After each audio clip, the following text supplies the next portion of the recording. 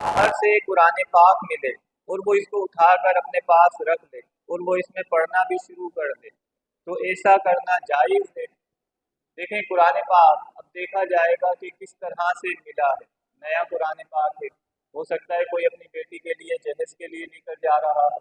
तो उस सूरत में तो उस कुरान पाक को घर में रखेंगे तो ये गैर मुनासिब होगा, क्योंकि पहले हमें उसको उसके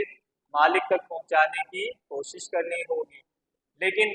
हम देखते हैं कि उसका मालिक नहीं मिल रहा, तो अब आप घर में रख सकते हैं और जितना उस कुरान का हदिया हो फिर आप उसको सदका कर देंगे ताकि उसका सवाब से मिल जाए।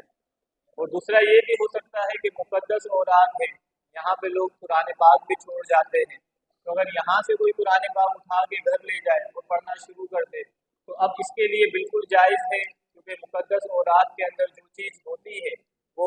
समझेंगे एक तरह के लिए सब